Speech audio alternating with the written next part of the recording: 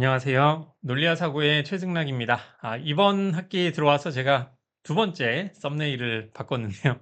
이미지 개선이 돼가지고 사진 보정을 굉장히 잘해주더라고요. 그래서 어쩌다 보니까 보정이 잘 된 얼굴이 하나 나와가지고 이걸로 수정을 해봤습니다. 근데 괜히 이렇게 영상을 찍으면서 제 실물 위에 영상이 있으니까 조금 부담은 되네요. 제 얼굴이 아닌 것 같아가지고 좀 감안해 주시면 감사드리겠습니다. 지난 시간에 아마 수로논리의 언어 우리가 배워봤었는데요. 수로논리의 언어가 조금 어렵지는 않았을까 하는 생각도 약간은 들고는 있습니다. 제가 좀 운영하고 있는 유튜브의 그 다른 강의들을 보면은 이제 수로 논리를 조금 더 이제 분석적으로 다뤄서 좀 하고 있는데요. 메타 정리라고 하는 그 완전성, 불완전성 정리 강의는 있고, 완전성이나 이제 건전성 정리는 아직 찍은 적은 없는데, 뭐 관심 있으신 분들이 있는지는 모르겠어요. 언젠가는 한번 찍을 예정입니다. 지난 시간 수업이 약간 어려웠다고 하시더라도 그 과제 푸는 데는 큰 문제가 없지 않았나 이렇게 좀 생각을 하고 있고요. 수로 논리 언어를 굉장히 이제 복잡하게 그 다중양화라는 게 또 표현이 있거든요. 나중에 뭐 관심 있으시면 요렇게 양화사가 두 개가 이제 겹쳐지는 형식으로 쓰는 표현들이 있는데 이런 거는 가능하면은 제일 마지막 수업에 하든가 아니면 아마 좀 하기가 힘들 것 같기는 합니다. 이런 부분까지 조금 관심이 있으시다라고 하신다면 제 그 유튜브 채널에 논리적이다라는 폴더가 있거든요. 거기에서 뒤쪽 부분에 어느 정도 다루고 있으니까 참고 한번 해주시면 되겠습니다. 그래도 그 일일 연습 문제 성적을 보니까 그렇게까지 그건 아직 안 나왔군요. 저기까지는 아직 안 나왔군요. 이번 주에 이 강의를 지금 제가 찍고 있는 동안에 여러분들이 수로 논리 언어 수업을 듣고 계신데 한번 성적 보고 조금 너무 어렵다 생각이 좀 되시면 제가 좀 다른 조치를 한번 취해 보도록 하겠습니다. 오늘 지난 시간에 특히 그 후반부 수업이 조금 어렵지 않으셨을까 싶은데 수로논리 언어에서 그 해석을 주는 방법, 모델을 주는 방식은 실제 그 이 논리학을 이제 수학과나 전산학이나 아니면 철학과에서 조금 상위급, 우리도 철학과죠. 대학원 전에 이제 뭐 고급 논리 이렇게 하는 데서 보통 예전에는 강의를 많이 했었는데 요즘에는 하는 데가 거의 없는 것 같기는 합니다. 어, 그 부분은 뭐 자세하게는 모르셔도 어떤 방식으로 수로 논리의 이 문장들을 참거지시게 만들 수 있는지 그런 것들에 대해서 한번 연습해 보는 시간을 가졌다라고 한번 생각해 주시면 되겠고요. 여러분들의 호응이나 뭐 다음 계속 이 수업을 듣진 않으시겠지만 여러분들이 보기에 조금 더 어려워도 되겠다. 뭐 이러시면 학기 말에 이제 설문 있으니까요. 그거 한번 참여해 주시고 그러면 제가 조금 더 자신감을 가지고 그 후속 내용까지 또 수업을 만들어 갈 수도 있지 않을까 이렇게 생각합니다. 오늘 배울 거는 이제 벤 다이어그램이라는 건데 아마 많이 들어보셨을 것 같아요. 그 존 벤이라고 하는 분이 만든 그런 판단 방식인데 굉장히 여러 가지 방식으로 이 벤 다이어그램이라는 거를 좀 사용을 하고 있습니다. 특히 문장의 타당성을 평가하는 데 상당히 유용한 부분이 있어서 여러 프로그램 중에서 특히 한국에서 많이 쓰고 있는 그런 프로그램 하나 가져와서 오늘 이번 시간에 한번 배워보도록 하겠습니다. 벤 다이어그램이라고 하는 거는 존 벤이라고 1880년도에 저작을 통해서 이제 공식적으로 소개된 겁니다.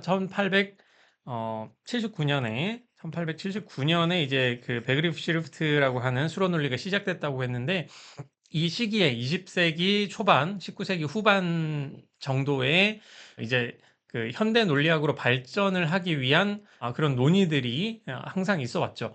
이제 저는 뭐 과학 철학 같은 것도 강의를 하고 있고 또 이제 수리 영역이 이제 천재들이 좀 많은 분야이기 때문에 천재들이 있었던 그 아이디어가 어떻게 나왔는지에 대한 그런 배경적인 것도 조금씩 들어보고는 있는데 특히 뭐 논리학 쪽에서는 괴델의 불완전성 정리 같은 거를 이제 그 20세기 수학에 있어서 가장 아름다운 정리라고 말하는 그런 케이스들도 있고, 뭐 아인슈타인의 상대성 이론이나 뭐 이런 여러 아이디어들 있잖아요. 하이젠베르크의 불확정성 원리 이런 굉장히 천재적인 그런 아이디어들이 상당히 많이 나와 있는데 조금씩 찾아보면은 이제 완전히 동일하진 않지만 유사한 아이디어들에 대한 그런 아이디어를 발전시키기 위한 어떤 크루라고 할까요? 그런 단서들이 다른 학자들도 조금씩 얘기를 하는 게 꽤 있다고 봅니다. 갑자기 뚝 떨어지는 케이스는 거의 없지 않나 이렇게 생각이 되는데 벤 다이어그램의 케이스 이런 것도 마찬가지로 이제 논리학을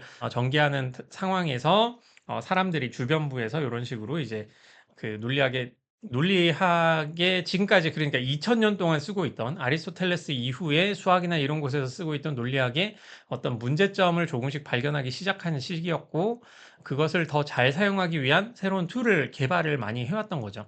그러다 보니까 그 중에서 잘 알려지지 않았던 그거에 그라는 그 저작이 뭐 이후에도 한 10년 정도 있다가도 발견이 되는 거나 마찬가지입니다만 굉장히 큰 영향력을 끼쳤고 굉장히 좋은 저작으로 남겨져 있었죠.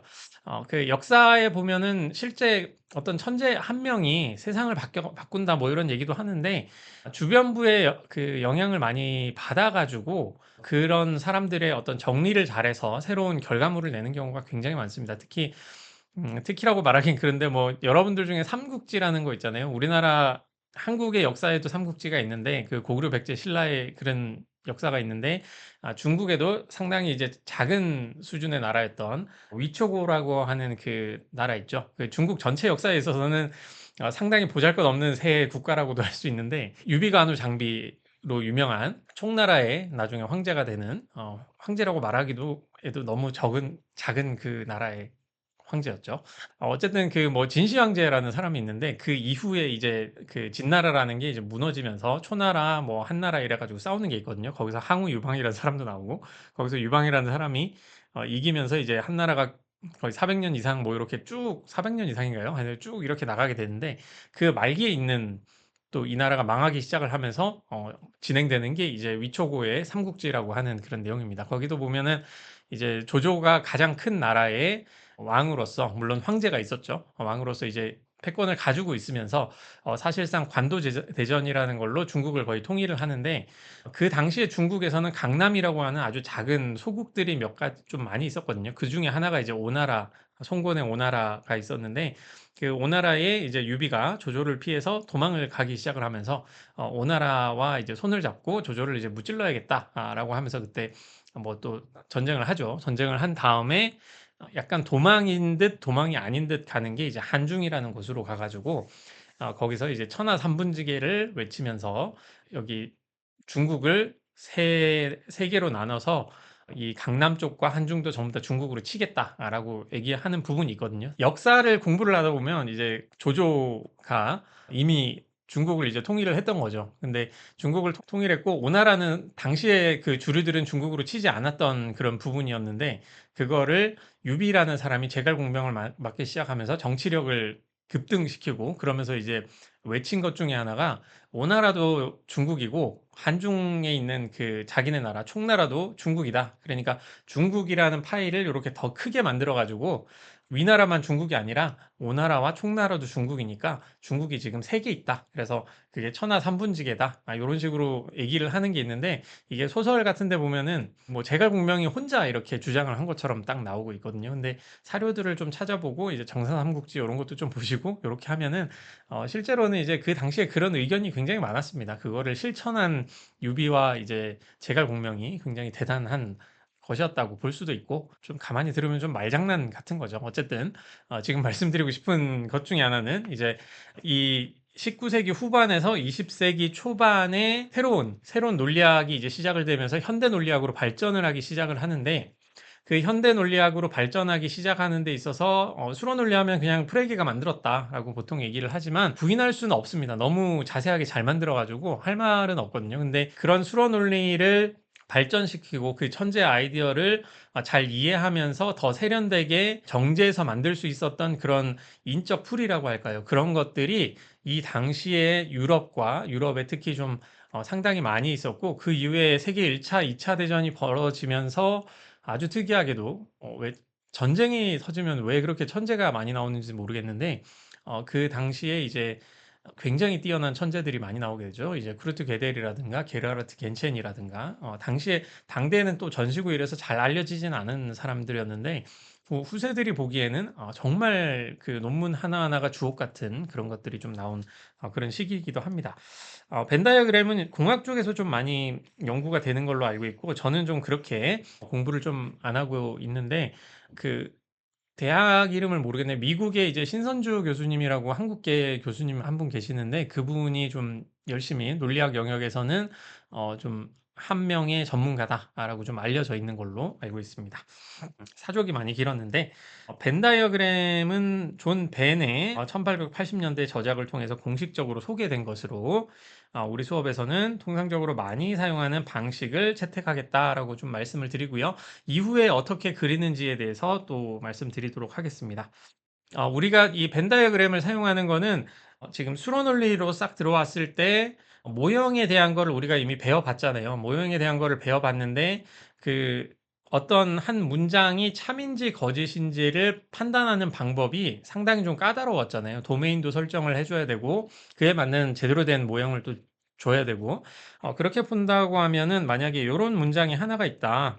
이렇게 만약에 적었을 때, 이거는 분명히 이제 타당한 논증이라고 할 수 있는데, 이거를 진리표를 그리지 않고 그 타당성은 도대체 어떻게 알 수가 있는가? 그거를 파악하기가 좀 상당히 까다롭습니다. 이 전체 문장에 대해서 그 적절한 모델을 하나 줘가지고, 요게 참인데, 이 두 가지가 참인데, 결론이 거짓인 그런 모델을 우리가 제시를 할 수 있는가? 그거를 판단해서 타당성을 평가해야 되기 때문에, 이게 그렇게 녹록지만은 않죠. 뭐 시험 방식이 있다고 한다면은 이제 그 다음 시간쯤에 배울 다음 시간이나 다다음 시간쯤에 배울 그 수로 논리의 자연 연역을 좀 배우신다라고 한다면 또 당연히 이제 쉽게 타당하다는 게 이렇게 나올 수가 있을 텐데, 그 조금 더 실용적으로 판단을 하기에 적합한 게 사실상 이제 벤 다이어그램이 조금 좋다라고 생각이 됩니다. 그래서 이 벤 다이어그램은 주로 이제 개념이 수로가 한 4개 정도 있을 때, D라고 해야 되겠죠? 한 4개 정도 있을 때 상당히 사용하기가 용이하다라고 보시면 되겠고, 벤 다이어그램은 주로 3단 논법의 타당성을 판단하는 데 많이 사용이 됐는데, 어떤 논법이 부당함을 보이는데 사용하는 게 좀 편리합니다. 그래서 전제로부터 결론이 따라 나오지 않음을 보여주는 데 좀 유용하기 때문에 이 부분 좀 보시고, 적는 방식도 좀 보시다 보면은 약간 집합론 같은 걸 배우신 분들은 집합론과 좀 혼동하시는 분들도 있거든요. 그러니까 완전히 처음 들어보시는 분들 은 좀 괜찮은데, 집합론을 약간이라도 배워보신 분들이 있다면 다르게 접근을 해야 된다라는 것만 좀 알아주시면 감사드리겠습니다. 벤 다이어그램은 기본적으로 이렇게 동그라미를 그리는데요. 지금 뭐 중고등학교 때 여러분들이 집합론을 배웠는지 모르겠어요. 요즘 교과 과정을 몰라가지고 그 중고등학교 때 집합론을 배워보시면 집합을 이렇게 그리잖아요. 그리고 S의 부분 집합은 또 이렇게 그리고 이런 식으로 좀 많이 그릴 겁니다. 그리고 S와 P의 교집합이라고 하는 거, 그 중간 부분, 겹치는 부분이 있다라고 하는 거는 또 이렇게 많이 그리고, 이렇게 그리게 되면은 S라는 집합과 P라는 집합, 여기서 집합이라는 거는 어떤 대상들의 묶음이라고 보시면 됩니다. S라는 집합과 P라는 집합에 모두 포함되는 그런 집합이 존재한다라고 할 때, 그럴 때 보통 이렇게 많이 적고 있고, S라는 집합 안에 P라는 집합이 있다라고 할 때, 이렇게 좀 많이 적고는 했거든요.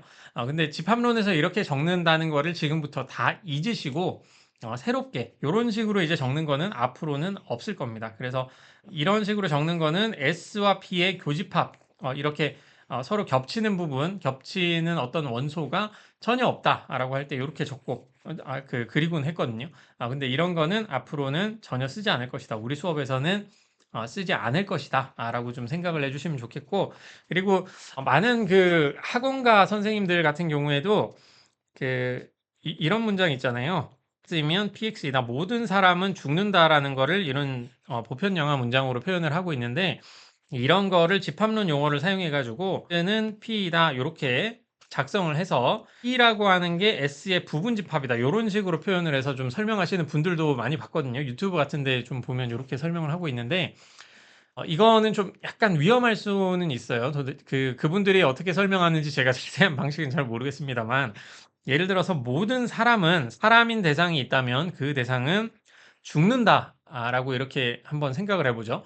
그럴 때 이거를 사람인 집합 안에 부분 집합으로서 죽는 집합들의 집합이 있다라고 해버리면 우선 그 자체가 잘못된 게 되겠죠. 어떤 죽는 대상이라고 하는 전체 카테고리 자체가 사람인 대상의 카테고리보다 그 전체보다 훨씬 넓기 때문에 이런 식으로 그리는 것 자체가 조금 굉장히 이상합니다. 그 사람인 대상들 중에 죽는 대상들이 여기 있고 죽지 않는 대상이 여기 있다라고 한다면 또 모르겠는데 지금 보시면은 부분집합이라고 해서 이런 식으로 이제 적게 되면 그 실제로 쓰는 용어가 이런 거잖아요. 그러니까 이거는 사람들의 집합이 되고 이게 죽는 대상들의 집합이라고 해가지고 이렇게 부분 집합으로 적게 되는데 이렇게 적는 순간부터 이제 거짓이 돼 버리는 거죠. 그래서 이런 식으로 적는 게 왜 올바르다고 보는 건지 조금 그냥 약간 그럴듯하니까 그렇게 쓰는 것 같은데 제가 좀 생각하기로는 요 표현 자체를 좀 잘못 이해하시는 거 아닌가 하는 생각도 약간은 하고 있어요. 저 처음에 보고 되게 이해가 안 됐었거든요. 그래서 좀 제가 좀 유추해가지고 알아본 것 중에 하나가 오늘은 좀 사족이 많네요. 예, 죄송합니다. 벌써 10몇 분이 지났는데 많은 논리학 서적에 그 조건문 우리는 화살표로 이렇게 쓰고 있잖아요. 화살표로 쓰고 있는데 그 논리학 서적 옛날 서적 같은 거 보시면 아니면 옛날 논문 1930년대 전후로 하는 논문들을 보시면은 이런 식으로 많이 적습니다. 실제로. 보시면 이런 식으로 많이 적고 있거든요. 그리고 이런 게 발전을 해가지고 우리나라에도 번역이 되긴 했습니다. 윌라드 반 올만 콰인이라고 미국에서 굉장히 유명한 논리 철학자기도 하고 그 미국 철학을 대표하는 사람 중에 하나가 이제 콰인이라는 철학자인데 그 철학자가 이제 논리학 개론서를 낸 게 있거든요. 그게 우리나라에는 하버드 대학 논리학 강의 개론서로 이렇게 번역이 되어 있던데 참 굉장히 창의적인 제목입니다. 그 책을 구매하고 싶으시면 구매하셔도 좋은데, 그 국내에서 나온 논리학 서적이 그거보다는 훨씬 좋습니다. 이거는 그 물론 국내에서 나온 서적보다 더 좋은 책도 한번 책은 의외로 없는 것 같아요. 실용서를 본다면 우리나라 책이 굉장히 좋습니다. 그거는 제가 약간 좀 약간 확신을 하고 말씀을 드리는 거니까 실용서를 생각한다면 그런 거 전혀 살 필요 없고요. 좀 시중에 되게 유명한 거 있잖아요. 그 성균관대 이병덕 교수님의 그 코어 논리학, 그리고 한양대 그 누구죠? 최연배 교수님, 한양대 정책학과의 최연배 교수님의 논리적 사고의 기초, 그리고 추론이란 무엇인가라는 책이 있어요. 그 책들은 제가 제 이름을 걸고 그래도 주니어 논리학자 중에서는 좀 이름이 있거든요. 그래서 그 이름을 걸고 실제 전문가 분들이 제대로 작성한 책이기도 합니다. 그리고 우리 수업이 기반으로 하고 있는 그 책은 이제 두뇌 보완 계획이라는 책을 제가 많이 따왔는데 두뇌 보완 계획은 학술적으로 약간 안 맞는 게 조금 있기는 합니다. 그 해석하는 방식에 따라서 다를 수도 있는데 김명석 교수님이 그 책의 저자시거든요. 그 김명석 교수님이 생각하는 좀 논리학에 대한 다른 방향이 있는데 표준 논리학으로 본다면은 조금 약간 다른 부분이 있지만 두뇌 보완 계획 같은 경우에는 정말 쉽게 하나하나 여러분들이 논리학을 잘 이해할 수 있게 책이 적혀 있어가지고 이미 베스트셀러기도 하지만 그 책도 상당히 굉장히 좋은 책이라고 저는 또 생각을 하고 있습니다. 그러니까 제가 강의를 할 때 이렇게 따오는 거겠죠. 어쨌든 그런 좋은 책들이 있으니까 뭐 하버드 논리학 강의책 그런 거는 그냥 기념비적으로 어떻게 이런 거를 이렇게 팔 수 있지 정도 수준으로 사셔도 되고요. 만약에 공부만을 위해서 실용적인 논리학을 위해서 한다면은 국내 좋은 서적을 그냥 사시길 바라겠습니다. 그리고 이제 이런 식으로 표현하는 거에 대해서 제가 유추한 사람들이 왜 부분 집합으로 생각을 할까에 대한 그 얘기를 좀 말씀드리자면 1930년대에서 50년대 그 사이 그리고 이제 미국 책 그 화인의 그 20세기 후반에 나온 책이기도 하네요. 거기도 이런 식으로 좀 많이 적고 있는데요. 이런 식의 표현을 실제로 논리학 역사에서 많이 사용을 했는데 이 표현의 뜻이 뭐냐면 영어로는 P is a ough라고 하는 요 영어 표현을 이렇게 표현을 한 겁니다. 그러니까 P라고 하는 게 S의 결론이다라고 하는 건데 여기 consequence가 이제 결론으로 쓴 거죠. 뭐 conclusion이라는 표현이 아니라 이제 consequence라는 표현을 많이 썼는데 귀결이라고 해서 그런가 봐요. 그런데 여기 보시면 C가 있죠. 그래서 이걸 그대로 쓰면은 P, C 이렇게 됩니다. 그 말은 S가 정권이고 P가 후권이라는 소리거든요. 그 후권이라고 consequent 그래서 S가 맞을 텐데 점점 공신력이 떨어지는 얘기를 말씀을 드리고 있네요. 어쨌든 S로 우선 하겠습니다. consequent라고 해도 되긴 하겠네요.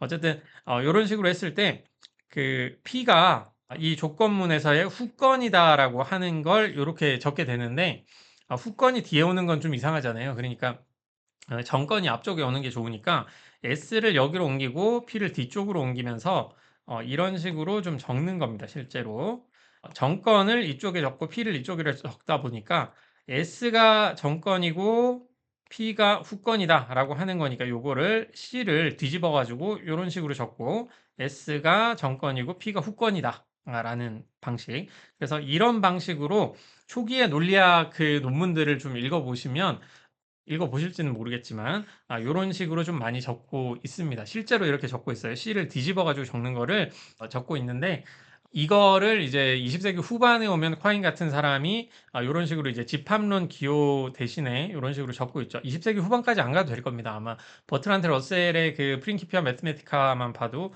요런 식으로 이제 많이 적고 있거든요. 이게 나중에 이제 이런 표현을 쓰는 그 당시만 해도 이제 집합론은 크게 발전을 안 했었거든요. 그래서 그때 그 카르납이라고 하는 나이브 셋 티어리라고 하는 게 그렇게 아직 발전을 안 한 상황인데 30년대 이런 표현을 쓰는 그때부터 이제 체르멜로 프랭켈이라는 사람이 나오면서 이제 현대 집합론으로 발전하기 시작을 하죠. 그래서 서로 이제 같이 쓰고 있었던 상황이고 요 표현을 제가 볼 때는 부분 집합으로 좀 잘못 이해를 하셔가지고 이런 식으로 이제 설명을 해주는 거 아닌가라고 생각을 하고 있습니다. 그래서 오늘 영상은 좀 적어 놔야 되겠네요. 앞에 몇 분은 좀 불필요한 얘기가 많으니까 넘어가셔도 좋다. 그래서 이런 여러 가지 사항들이 있으니까 집합론과 우리가 벤 다이어그램 쓰고 있는 거 서로 전혀 상관없는 그런 전혀 상관없는 건 아니겠지만 표기하는 방식이 좀 많이 다르다라고 하는 거 좀 생각해 주시고 보시면 좋겠습니다. 그래서 이제부터 하나씩 처음부터 배운다 생각하시고 벤 다이어그램을 어떻게 그리는지 하나씩 좀 보겠습니다. 첫 번째로 벤 다이어그램이라고 하는 거는 두 개의 개념이 있다. 모든 사람은 죽는다라고 할 때 어떤 사람들의 S는 사람이다라는 수로가 있겠죠.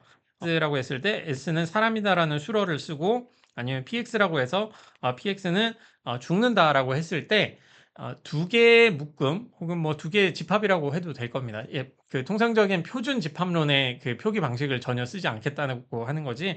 이런 걸 이제 집합으로 생각은 하셔도 상관이 없어요. 집합은 집합론이 아니더라도 많이 쓰고 있으니까. 그래서 이 수로를 만족시키는 대상들의 집합을 한번 요렇게 한번 했을 때 S로 한번 적어보죠. 이런 식으로 옆에다가 적어볼게요. 그리고 P에 해당하는 집합 대상들을 이런 식으로 한번 또 적을 수가 있겠죠. 이런 식으로 적어서 밑에 보이시는 이런 식으로 돼 있는데 여기에도 숫자가 이렇게 하나씩 적혀 있잖아요. 그냥 요거 지우겠습니다. 이 숫자가 이렇게 적혀 있는데 요게 도대체 무슨 뜻이냐라고 생각을 해보시면 될 텐데요. 만약에 우리가 어떤 문장 논리 한번 생각해 볼까요? 문장 논리를 한번 고려를 했을 때 S라는 문장이 있고 P라는 문장이 있고 P라는 A겠죠. P라는 이런 문장을 우리가 적었다라고 할 때 진리표를 한번 그려보시면 이게 뭐 이런 식으로 했잖아요. 그리고 그래서 이고 문장 같은 경우에는 이것만 참이고 나머지는 이제 거짓이다. 라고 이런 식으로 적었었는데 이런 수로 표현, 거기서는 이제 문장이겠죠. 문장이 두 개가 되면 이 문장의 개수만큼, n이라고 해야 되겠네요. 문장의 개수만큼 그 경우의 수가 생긴다. 라고 했었죠. 문장이 한 개라면은 TF의 두 가지 경우 수가 생기는 거고, 문장이 두 개라고 한다면 2의 2승이니까 네 개, 네 줄만큼, 네 가지 경우의 수가 이렇게 생기는 거고, 문장이 만약에 세 가지다라고 한다면 8가지 경우의 수가 생기는 거고, 문장이 네 가지가 있다면 16가지 경우의 수가 생기는 것이구나 라고 이제 생각을 할 수가 있죠. 벤 다이어그램이 여기에 있는 이 진리표 있죠. 이 진리표에 대해서 진리표를 표현해주는 그런 표로 사용되는 겁니다. 어떻게 사용되느냐? 예를 들어서 여기 1번 칸 있잖아요. 1번 칸. 1번 칸은 X가 참이면서 P는 이 영역이죠. P 영역 바깥에 있잖아요. P 영역 바깥이면 P라는 영역의 바깥은 여기는 거짓이 되는 영역들이에요. 여기는. 그러니까 P가 거짓이 되는 영역이겠죠. 그리고 P 영역 안쪽에 여기에 있는 것들은 P가 참이 되는 영역이라고 보시면 됩니다. 마찬가지로 S가 있다면 S의 안쪽 영역 1번과 2번은 S가 이제 참이 되는 영역이 될 거고요. 이 바깥쪽 영역 있죠. 여기 4번 영역이나 3번 영역 이거는 S가 거짓이 되는 영역으로 이렇게 보시면 됩니다. 그래서 비교를 한번 해보죠. 이게 좀 설명이 좀 오래 걸리기는 하는데 대신에 오늘 뭐 다음 주까지 갈 수도 있는 내용이기 때문에 천천히 한번 들어보시길 바랄게요. 만약에 개념이 하나가 있다라고 한다면 벤 다이어그램 전체 네모가 있을 때 동그라미는 하나만 그리겠죠. S 요렇게 그린다라고 한다면 S라는 문장이 문장 논리 한번 그 UB로 비교를 해보실 때 S라는 문장이 참이고 거짓인 경우 있죠. S라는 문장에서 그게 참이고 거짓인 경우 두 가지 경우가 있다고 했잖아요. 그 말은 S라는 벤 다이어그램 안에 있는 문장, 이게 안에 있는 문장은 참이고 밖에 있는 거는 거짓이다. 라고 하는 이 두 가지 경우가 이렇게 설명이 된다. 라고 보시면 되겠고요. S와 P가 두 가지가 있다라고 하는 거는 여기에 2의 2승에서 이제 네 가지가 되겠죠. 네 가지 경우의 수가 있고 진리표 이렇게 그려지는 거잖아요. 한번 세워보시면 하나, 둘, 셋, 네 가지 경우의 수가 있구나라고 볼 수 있습니다. 어떻게 그러면 네 가지 경우의 수가 되는 거냐? 하나 보시면 이 영역 있죠? 하나씩 볼게요. 여기 파란색으로 이렇게 치고 있는 영역 있죠? 이 부분. 여기 파란색으로 제가 지금 색칠하고 있는 이 영역은 1번 영역인데 이 영역은 S라는 동그라미 안쪽에 있죠. S라는 동그라미 안쪽에 있기 때문에 이거는 S가 참인 영역이 될 거고요. 그런데 1영역은 S가는 P의 바깥쪽 영역이잖아요. 1번은. 그러니까 S는 참인데 P는 거짓인 거.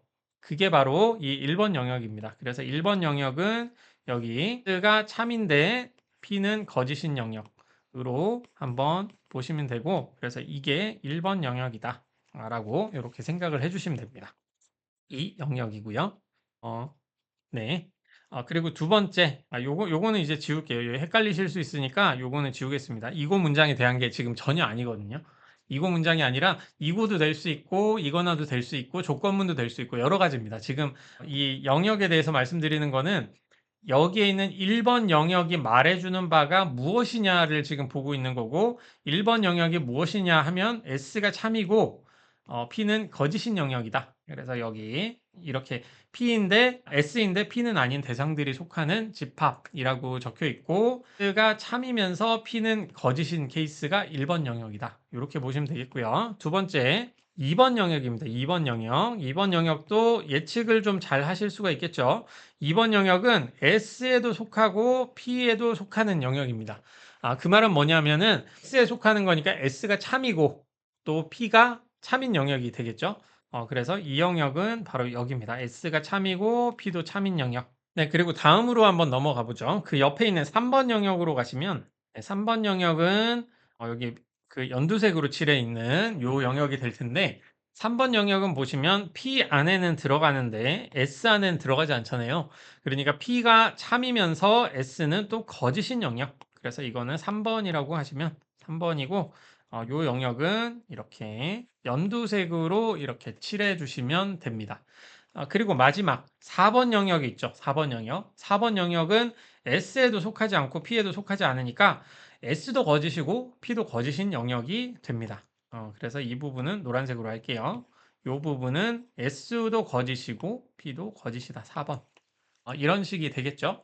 이런 식으로 이제 생각을 해보시면 됩니다. 이런 식으로 했을 때 우리가 이런 식으로 생각을 해서 만약에 이런 게 있겠네요. 모든 사람은 죽는다라고 했을 때 X는 사람이다, X는 죽는다라고 생각을 할 수 있겠죠. 그래서 이렇게 만약에 우리가 적는다라고 하면은 죽는 사람이 있다라는 표현이 되잖아요. 이게 엔드 문장이죠. 이럴 경우에는 여기 중간에 2번 영역에 이렇게 동그라미 어떤 대상이 있다라고 한다면 2번 영역은 여기 둘 다 참이라는 거죠. S 영역에서 참이 되는 영역, P 영역에서 이제 그 또 참이 되는 영역에 어떤 존재가 있구나. 그래서 이 문장은 만약에 여기에 누가 있다면 요거를 이제 표현을 하는 것이다. 라고 이 문장을 참이게 만드는 대상이 여기 영역에 있다. 라고 하는 거죠. 그래서 이런 식으로 지금 구조화가 돼 있다. 여기 1번 영역에 뭔가가 어떤 대상이 있다라고 만약에 적는다면 라는 수러를 참이게 만드는 대상이 거기 존재하는구나 라고 볼 수 있고, 이 중간에 뭐가 있다라고 한다면 S와 P를 모두 참이게 만드는, 만족시키는 그런 대상이 존재한다. P라는 영역이 여기 있다고 한다면 S라는 영역, S라는 수러를 만족시키진 않지만 P라는 수러를 만족시키는, S를 참이게 만들진 않지만 P라는 문장을 참이게 만드는 그런 대상이 여기 있구나. 뭐 그런 식으로. 그래서 벤 다이어그램이 단순히 이렇게 동그라미만 그리는 게 아니라 요런 아이디어를 보시면 왜 이렇게 안 적는지 아시겠죠? 부분 집합으로. 이렇게 적지 않고 실제 진리표가 말하고 있는 그 네 가지 경우의 수를 이렇게 말하기 위해서 그리고 있는 것이다 라고 보시면 됩니다. 마찬가지로 이제 이렇게 세 가지 수러를 만약에 사용을 한다라고 한다면 2의 3승이죠. 2의 3승이니까 이건 8가지 경우, 그 진리표를 그려보면 8가지 경우의 수가 나올 거 아니에요. 이것도 한번 뒤에 한 번 더 할 텐데 보시면은 이렇게 그래서 한번 보시면 1번, 2번, 3번, 4번, 5번, 6번, 7번. 다시 할게요. 1번, 2번, 3번, 4번, 5번, 6번, 7번, 8번으로 8가지 경우의 수를 이렇게 그릴 수 있습니다. 그리고 2의 4승, 개념이 4개 있다면은 16가지 경우를 이런 식으로 그릴 수가 있는데 어떻게 그릴까요? 한번 지금 고민해 보시고 강의 뒤쪽에서 한번 다시 보시기를 바라겠습니다. 그래서 이런 그 벤다이어그램 아이디어를 가지고 이제 어떻게 문장들을 그릴 것이고, 그렇게 그린 문장을 통해서 어떻게 그 논증의 타당성에 대해서 우리가 평가를 할 것인가, 그거에 대해서 하나씩 보기로 하겠습니다. 원래는 이렇게 전체 네모를 그려서 1번, 2번, 3번, 4번의 영역이 있는데 4번 영역은 그냥 있는 걸로 하고 전체 이 네모 있죠? 요거는 이제 생략을 하고 그려보도록 하겠습니다. 그렇게 했을 때 특히 이제 집합론과 다르게 표현하는 부분 중에 하나가 뭐냐면, 집합론이라고 하는 거는 만약에 집합을 이렇게 두 개, 교집합이 있는 걸 이렇게 그렸다라고 한다면 여기에 교집합 S와 P에 모두 속하는 어떤 대상이 있다라고 하면 이런 식으로 그렸거든요. 이렇게 칠하는 경우를 좀 많이 보셨을 거예요. 집합론을 만약에 중고등학교 때 배워보셨다라고 한다면. 그런데 우리 이 수업에서는 이렇게 칠하잖아요. 이렇게 칠한다는 거는 S에 속하는 부분과 P에 속하는 부분이 전혀 없다라는 문장이나 마찬가지입니다. 그래서 이렇게 칠해 놓는다라고 한다면 어, 요게 이런 문장은 이제 거짓이 되겠죠. 이 문장은 이 벤 다이어그램에서는 이제 거짓이다 라고 생각을 하시면 됩니다. 왜냐하면 S에 속한 대상도 없고 P에 속한 대상도 없기 때문에 이게 무조건 거짓이 되는 거겠죠. 그래서 벤 다이어그램은 집합에 속한 대상들이 있는 경우에 해당 부분을 칠하는 게 아니라 없는 경우에 그 부분을 칠한다 라는 겁니다. 그래서 이렇게 만약에 칠해져 있다, 이렇게 칠해져 있다면 이 부분에 해당하는 대상이 없다라고 하는 것이고요. 여기서 주의하실 부분은 여기 칠해져 있지 않은 부분 있죠. 이 칠해져 있지 않은 부분에 어떤 대상이 무조건 존재한다라고 하는 것은 또 아닙니다. 거기에 존재할 수도 있고 하지 않을 수도 있는데, 한 가지 분명한 거는 아무것도 없다라는 것만 아니다. 칠했을 경우에는 아예 없는 게 맞고요. 아무것도 이렇게 하지 않았다라는 거는 거의 판단 중지 정도로 보시면 됩니다. 이거 판단할 수 없다 수준으로 이렇게 보시면 되는 거고요. 이렇게 칠한다면 S와 P에 모두 속하는 대상이 존재하지 않는다는 뜻이 되고, 이렇게 칠하게 된다면 P에만 존재하는 대상이 전혀 없다라고 이렇게 보시면 되겠습니다. 그렇다면은 이제 칠하는 것과 이제 존재를 적는 거 이렇게 봤으니까, 우리가 이제 수로 논리에는 이제 몇몇 문장과 모든 문장이 있죠.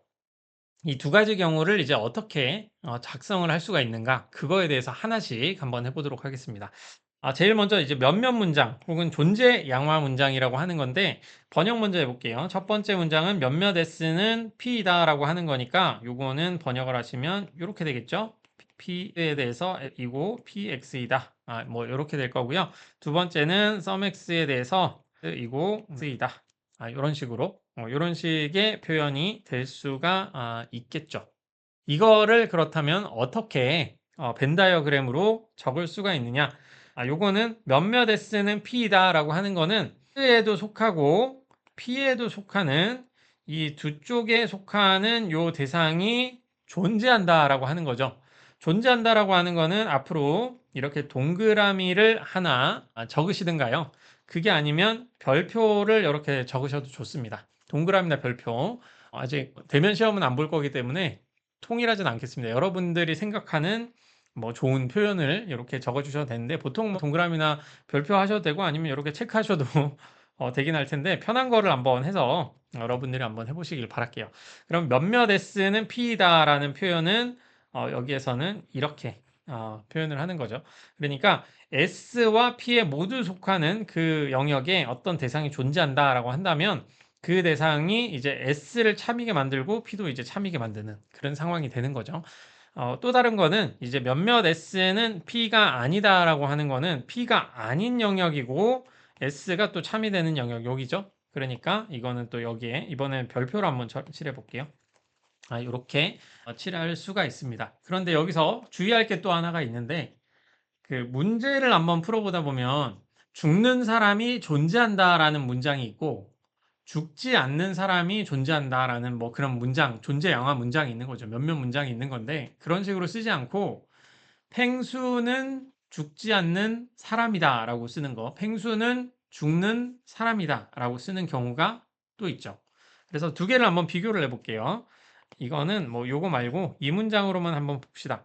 어떤 X가 있어가지고 그 대상이 사람이면서 죽는 대상이 존재한다라고 하는 존재영화 문장이 하나가 있죠. 이런 문장이 하나가 있고 다른 하나는 이 펭수가 사람이고 펭수를 뭐 S나 T나 뭐 이렇게 써도 상관이 없는데 이거 한번 그 제가 문제 풀 때는 이렇게 할 때가 있거든요. 그 공무원 뭐 논리 문제 같은 거 풀 때 좀 급하면 이렇게 적긴 하는데 여러분들도 뭐 여러 가지 응용할 수 있으니까 한번 해보세요. 펭수가 사람이면서 펭수가 죽는다라고 하는 거를 이런 식으로도 적을 수가 있겠죠. 그런데 두 가지 의미의 차이를 여러분들이 한번 잘 보셨으면 좋겠습니다. 만약에 펭수가 사람이고 펭수가 죽는다. 사람인 펭수는 죽는다. 라고 하는 그 문장과 사람이면서 죽는 대상이 존재한다. 라고 하는 거. 뭔가가 존재한다는 것과 어떤 특정 대상이 있다는 그 특정 대상, 그 펭수가 뭐를 했다라고 하는 그 차이. 한번 예시를 다시 좀 들어드릴게요. 조금 더 이제 간단한 예시로 한번 보죠. 예를 들어서 펭수가 사람이다 라는 문장이 있죠. 만약에 펭수가 사람이다라고 하니까 그 자체로 거짓인 것 같네요. 펭귄이다라고 하겠습니다. 펭귄이다. 펭귄이다 라고 하는 문장이 참이라고 한번 해보죠. 요거를 전제로 했을 때 이걸로부터 펭귄이 존재한다. 이 문장이 따라 나오는 건가요? 그러니까 펭수가 펭귄이다가 참이라면 펭귄이 존재한다도 참인가요? 참이겠죠. 펭수라는 어떤 대상이 펭귄인 어떤 대상인 펭수가 존재하는데 여기 펭수가 펭귄이다라는 게 이제 참이라는 말은 그 말이잖아요. 그러니까 펭수라는 대상이 있으니까 당연히 펭귄이 존재한다는 참이 될 수 있다. 바로 그렇게 생각할 수 있습니다. 근데 어, 보시면은 만약에 이런 상황이면 어떻게 될까요? 펭귄이 존재한다가 참이에요. 펭귄이 존재한다라고 하는 게 참인데 펭수가 이 문장을 전제로 썼을 때 이게 참이라고 할 때 이걸로부터 펭수가 펭귄이다가 참인 것이 보장이 되나요? 한번 생각을 해보시죠. 예를 들어서 펭수가 펭귄이다가 만약에 참이라고 해보죠. 그렇다면 펭귄이 존재한다라는 요 말은 무조건 참이 되잖아요. 반드시 참이라고 할 수 있잖아요. 그런데 펭귄이 존재한다라는 문장을 우리가 참이라고 할 때 그걸로부터 펭수가 펭귄이다라고 하는 거를 이끌어낼 수가 있느냐. 그거를 한번 생각을 해 보자는 거죠. 그렇게 봤을 때 펭귄이 존재한다라고 하는 게 참인 유일한 증거가 펭수가 아니라 뽀로로가 펭귄이기 때문에 펭귄이 존재한다라고 우리가 얘기를 했다고 한다면 그걸로부터 펭수가 펭귄이다라는 거는 따라 나오지 않겠죠.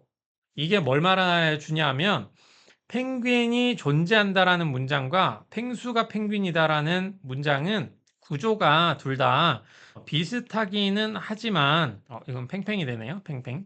그러니까 이름이죠. 펭수의 이름 이렇게 넣는 거죠. 요거 좀 헷갈리시면은 그냥 T라고 하겠습니다. 더 헷갈리시면 그냥 이렇게 적을게요. 요 위에 거는 요거고 밑에 거는 ST 이렇게 돼 있겠죠. 요 두 차인데 어, 이거를 말씀드리는 이유는 뭐냐면 어떤 한 전제의 벤 다이어그램을 이렇게 그렸다라고 할 때 그 결론에 나오는 벤 다이어그램 있잖아요.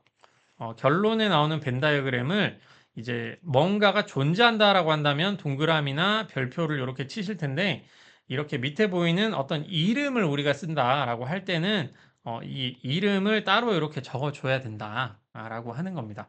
그래서 만약에 전제를 이렇게 그리고 결론을 이렇게 그렸다고 한다면 전제가 말해주는 거는 사람인 어, S를 그냥 펭귄이라고 하겠습니다. 펭귄이면서 죽는 대상이 존재한다라는 게 전제로 있는데 그걸로부터 펭수가 사람이면서 죽는 펭귄이다 라고 하는 결론은 우선 나올 수가 없다 라고 하는 거죠. 어떤 게 존재한다라는 뜻으로부터 그게 무조건 펭수라는 대상을 갑자기 만들어준다든가 그런 건 전혀 아니잖아요. 펭귄이 존재한다가 참이 되는 이유가 뽀로로가 펭귄으로서 유일하게 존재하기 때문이다라고 한다면 그걸로부터 이제 펭수가 펭귄이다. 요거는 나오지 않는 펭수는 펭귄이 아니라 이제 사람이다. 그래서 이렇게 나오지 않는 그런 케이스가 충분히 될 수가 있는 거죠. 근데 그 반대 케이스 펭수가 펭귄이다라는 게 참이다라고 한다면 펭귄이 존재한다라고 하는 건 또 무조건 참이 되겠죠. 그래서 벤 다이어그램에 전제로 이런 문장이 나왔다라고 한다면 결론으로 이게 나왔다라고 하는 거는 이제 타당하구나라고 볼 수 있는데 이걸로부터 요거는 나오지 않는다라고 하는 거 지금 말씀드렸으니까 좀 주요하게 봐주시면 좋겠습니다. 다음은 이제 모든 문장입니다. 모든 문장에 대해서 번역을 한번 먼저 해보죠. 모든 S는 P이다는 모든 사람, 모든 S이면 P는 X이다. 가 될 거고 두 번째는 어느 S도 P가 아니다. 모든 S는 P가 아니다. 라는 문장인데 S에 대해서 이면 P다. 가 되겠죠. 네. 그래서 이거는 도대체 어떻게 그릴 수가 있느냐. 사람이면 죽는다라고 하는 그 표현이 언제 참이 되는가라고 한번 생각을 해보시면 사람인 대상들이 모두 누구나 그냥 죽어야 되는 거죠. 사람인 대상에 속하는 사람에 속하는 사람들이 모두 피해 영역 안에 있을 때 그 영역이 바로 여기잖아요. 사람에 있는 사람들 S 영역 중에 사람의 대상으로 있는 영역이 이렇게 있다고 한다면 여기는 사람이면서 죽는 대상들의 영역이고 여기는 사람이면서 죽지 않는 대상들의 영역이 되는 거겠죠. 그런데 이 문장이 참이 되려면 사람이면서 죽지 않는 대상 영역이 이제 아무도 없다라고 하는 거니까 아까 아무것도 없다는 어떻게 한다고 했죠? 칠해준다고 했죠. 그래서 이렇게 칠해주면 됩니다. 요거는 약간 이해가 안 되시면 진리표도 한번 그려서 문장 논리의 진리표 한번 그려서 한번 생각해 보시면 요것도 가끔 도움이 될 때가 있습니다. 이걸 더 어렵다고 하시는 분들도 있는데 원론적인 얘기니까 제가 좀 말씀드리는 거예요. 그러니까 모든 S는 P다라고 하는 문장 여기 어차피 또 조건문에 대한 거잖아요. 그 말은 이 P라는 수러를 참이게 만들면서 P라는 수러를 거짓이게 만드는 케이스가 하나라도 있으면 거짓이 된다라고 하는 거니까 그 이외의 케이스는 다 참이 되는 그런 케이스죠. 그렇게 봤을 때 P가 참이게 만드는 대상이면서 P를 거짓이게 만드는 그런 대상들이 존재하지 않는다라고 이렇게 적어주시면 이 문장이 이제 참이 된다라고 볼 수가 있습니다. 마찬가지로 이것도 해볼까요? P라고 한다라고 하면은 not P일 경우에는 옆에 P가 되는 거니까 진리표 한번 그려보시면은 요거만 거짓이 되겠네요. 요거만 거짓이 되고 밑에 거는 참이 되고 이렇게 되겠죠. 그래서 P이고 S이면서 P인 영역이 이제 거짓이 되는 거잖아요. 그러니까 여기 S이면서 P인 영역 여기에 있는 대상들이 존재하지 않는다라고 해주면은 요 문장은 그 이외의 영역에서는 모두 참이 된다라고 볼 수 있습니다. 그래서 이 부분을 이렇게 쳐주시면 되겠죠. 그래서 모든 사람은 죽지 않는다 라고 한다면 모든 사람이면서 여기 사람이면서 죽는 대상들은 다 여기 있잖아요. 죽는 대상들은 여기 있으니까 사람이면서 죽는 대상이 존재하지 않는다라고 하는 거를 이렇게 적어주시면 되겠습니다. 이렇게 적어주시면 되는 거니까 모든 S는 P다. 이렇게 이 원리를 이제 아셨으면 그냥 외우시면 되는 겁니다. 외우시면 모든 S는 P다. 이렇게 그리는 거고요. 모든 S는 P가 아니다는 이렇게 그리면 된다. 그리고 아까 했던 거 복습해 보면 몇몇 S는 P이다. 이 중앙에 교집합 부분, 이 부분에 존재 이렇게 해주시면 되고 이름과 뭔가 존재한다는 것과 이름은 또 전혀 다른 얘기다. 그것까지 아시면 되겠죠. 그래서 이런 식으로 하시면 된다. 그렇게 봤을 때 이제 모든 문장에서 이거와 이거나는 또 어떻게 작성을 할 수 있는가? 그것도 보죠. 만약에 두 가지 문장이 있는 거죠. 첫 번째로는 여기 적는 게 낫겠네요. 첫 번째로는 이미 했지만 이 문장 한번 복습하고 넘어가죠. S이면서 P인 것이 존재한다라고 하는 거는 여기에 이렇게 적으시면 되는 거죠. 이렇게 적으시면 되는 거고 이게 보편 영화 문장이 된다라고 한다면 요건 지워주시고요. S이면서 이 and 문장을 거짓이게 만드는 케이스가 뭐가 있을까요? 네, 진리표도 한번 그려보시면 그리고 F 이렇게 나오는 거죠. 그러니까 진리표 한번 보시면 만약에 어떤 대상이 있어가지고 그 대상이 S가 아닌 사람이 아닌 곳에 어떤 대상들이 있다. 사람이 아닌 대상이 있다라고 한다면 이 문장은 거짓이 되겠죠. 이 문장이 무슨 뜻이냐면 세상의 모든 것이 사람이고 그러면서 죽는 대상이다. 이 세상에 있는 모든 대상이 돌멩이도 뭐 공기도 어떤 대상이라고 할 수 있는 것들은 모두 다 어쨌든 사람이면서 죽는다라고 하는 게 이 문장이 말하는 바거든요. 어렵지 않죠? 이 문장을 참이게 만들려면 어떻게 해야 되느냐? 이 세상에 있는 모든 대상들이 다 사람이면서 죽는 대상에만 속해야 되는 거죠. 그 말은 여기 이 동그라미 안쪽 S에도 속하면서 P에도 속하는 여기에만 어떤 대상들이 있어야 된다라고 하는 말이 됩니다. 그걸 여기서 이렇게 표현을 해주고 있잖아요. 그렇게 보시면 이거는 어떻게 그려야 되냐? 교집합에 해당하는 거를 제외하고 모든 부분을 다 칠해줘야 되겠죠. 이렇게 칠해주시면 되겠죠. 마찬가지로 모든 것이 S이거나 P이다 라고 하는 거는 모든 것이 S이거나 P이다. 이거는 F인데 유일하게 거짓이 되는 케이스가 하나가 있네요. 하나가 있는데 그게 뭐냐면 S와 P가 모두 거짓인 케이스. 여기 벤 다이어그램 전체 네모로 한번 봤을 때는 어떤 거였죠? 이 바깥쪽 영역이었죠. 바깥 영역으로 간다면 이 영역이면은 이게 다 완전히 이제 거짓이 된다라고 보는 거니까 이 경우에는 여기를 이렇게 칠해 주시면 되겠죠. 여기를 이렇게 칠해 주시면 됩니다. 그래서 모든 것이 S이고 P다는 이렇게 그리고 모든 것이 S이거나 이거나 P다는 또 이렇게 그린다. 그리고 여기 슬라이드가 하나 부족한 것 같기는 한데요. 한 가지만 더 해보겠습니다. 추가로 이거를 해볼까요? 추가로 하나 보도록 하죠. 예를 들어서 의 동그라미 있고요. 이렇게 있을 때 예를 들어서 이 문장 있죠. S이면서 P가 아니다라고 하는 부분 그거는 S인데 P가 아닌 영역 이 영역이잖아요. 이 문장에 대해서 이제 벤 다이어그램을 그린다라고 하면 여기에 이렇게 동그라미 그리면 된다고 말씀을 드렸죠. 마찬가지까지는 아닌데 존재양화 문장이 이렇게 있으면서 뭔가가 지금까지는 이제 모든 S는 P이다 아니면 몇몇 S는 P이다 이런 문장만 했잖아요. 근데 예를 들어서 S이면서 P인 게 존재하지 않는다라고 하는 문장 있죠. 요런 것도 이제 바로 표현이 되겠죠. S이면서 P가 아닌 게 존재하지 않는다라고 하는 거는 여기에 이 부분을 이렇게 칠해 주시면 됩니다. 좀 직관적이고 좋죠. 존재하지 않는다는 건 이렇게 칠해버리면 되는 거니까. 그런데 이렇게 칠하고 보면 뭔가 동일하죠.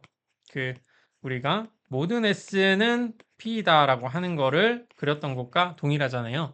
그래서 이거 드모르간 규칙 우리가 배웠으니까 이런 식으로 한번 번역해서 한번 다시 보시면 부정어 여기 쏙쏙 들어가고 all로 바뀌죠. 바뀌면은 allx에서 나들 이거나 px가 되고요. 그리고 이 문장은 이면 px이다. 이렇게 바뀌겠죠.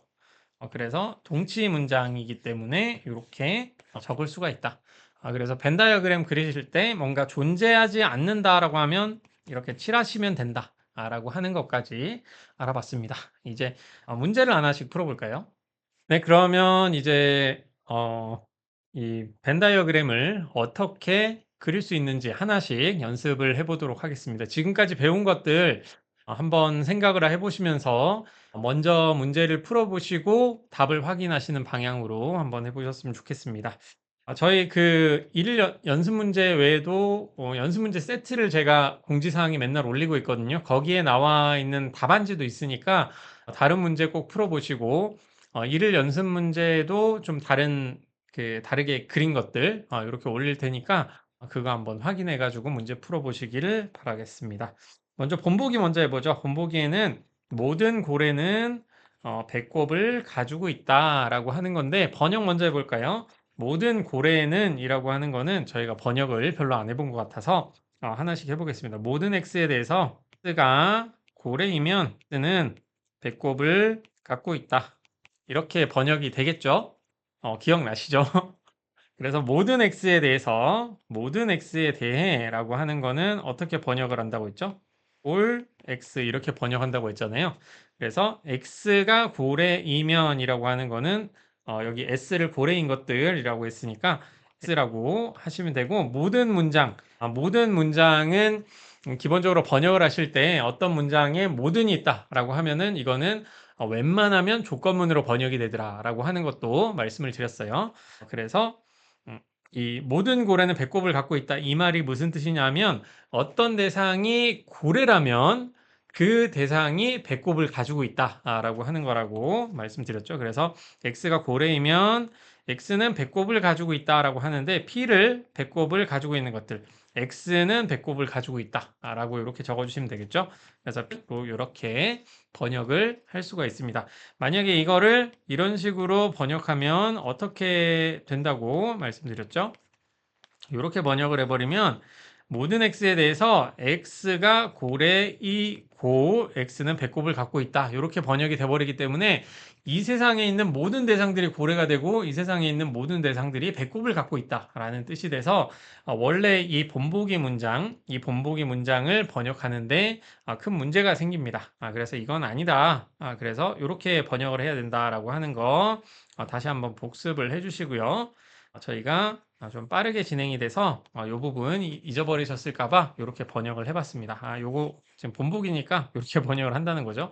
그리고 SX이면 PX이다 라고 하는 거를 모든 X에 대해서 SX이면 PX다 이거를 PX이다 라고 번역을 하는 거니까 요거는 어떻게 칠한다고 했죠? 이 문장을 참이게 만들기 위해서는 X가 참이면서 그러니까 고래인 것들이면서 배꼽을 가지고 있지 않는 것들 그런 것들이 존재하지 않는다라는 것만 보여주면 이 문장이 참이 될 수가 있는 거죠. 그 조건문 그 진리표 그리는 거 한번 생각해 보시면 조건문의 정건이 참이면서 우건이 거짓인 케이스가 됐을 때 이 문장이 거짓이 됐잖아요. 그래서 그 케이스만 없으면 남은 케이스들은 다 참이 된다라고 하는 거 기억하실 겁니다. 그래서 그렇게 생각을 해보시면 이면서 S라는 이 전체이면서 P가 아닌 것들, P가 아닌 부분 여기죠. 여기 이 부분에 아무런 존재가 없다, 존재하지 않는다가 돼버리면 이 부분 이렇게 빗금을 이렇게 쳐주시면 됩니다. 이렇게 쳐주시면 이 상황이면 이 벤 다이어그램은 요거를 참이게 만들어 준다라고 볼 수가 있습니다. 그래서 이렇게 하시면 되겠죠. 그럼 본보기는 이렇게 하면 되고 밑에 있는 거 한번 해볼까요? 소나무와 풀이 있는 몇몇 정원은 전혀 손질하지 않아도 된다. 우리가 지금 개념이 3개 있는 거 아직 안 배웠잖아요. 그러니까 2개 있는 걸로 한번 보도록 할 텐데 번역 먼저 해보겠습니다. 번역을 해보시면 몇몇 정원은 전혀 손질하지 않아도 된다. 이거 같은 경우에는 우리가 그 모든 문장에 대해서 양화 문장에 대해서 참 거짓 값을 줄 때 어떤 도메인, 모델을 줄 때 도메인을 준다고 했잖아요. 그 전체 영역을 뭘로 보는가 이게 중요한데 여기서는 그 전체 영역을 정원으로 준다라고 좀 생각을 하시면 되겠네요. 그렇게 봤을 때 몇몇이라고 하는 거 보니까 이거는 몇몇 문장, 존재 양화 문장이라고 볼 수가 있겠죠. 그래서 두 가지 수로를 한번 찾아보면 되겠습니다. 첫 번째는 소나무와 풀이 있는 정원이 첫 번째 수로가 될 거고요. 두 번째 수로는 전혀 손질이 되어 있지 않은 정원 정도로 보시면 되겠네요. 그래서 X를 쓰는 소나무와 풀이 있는 정원이다. 고 보시고요. PX를 쓰는 전혀 손질하지 않아도 되는 정원이다. 뭐 이렇게 보면 되겠네요. 그죠? 그렇게 봤을 때 이거를 소나무와 풀이 있는 것이면서 전혀 손질하지 않아도 되는 정원이 존재한다가 되면 되겠죠. 그래서 몇몇이라고 하는 거니까 에 있어서 이곳이다 라고 하는 거. 이렇게 적으면 몇몇 정원은 소나무와 풀이 있는 몇몇 정원은 전혀 손질하지 않아도 된다. 이 말은 무슨 말이냐면 소나무와 풀이 있는 정원 중에 손질하지 않아도 되는 정원이 존재한다. 그 말이겠죠. 이 문장은. 그래서 번역을 한다면 이렇게 될 수가 있겠다. 그래서 여기 한번 벤 다이어그램 그려볼까요? 이거는 모든 문장이 아니라 몇몇 문장이잖아요. 몇몇 문장이고 존재하는 거니까 S이면서 P인 영역이 여기 있습니다. 여기 있는 거니까 이 영역에 어떤 존재자가 있다라고 이렇게 적어주시면 되겠죠. 그래서 번역하는 것만 잘 하시면 이렇게 이런 문장으로 우리가 쓸 수 있구나라는 거를 충분히 확인하실 수가 있습니다. 그래서 이렇게 잘 보시면 되겠고요. 그래서 개념이 세 개일 때, 수로가 세 개일 때 이 벤 다이어그램을 그리는 방식에 대해서 조금 복잡한 부분도 보고 넘어가도록 하겠습니다.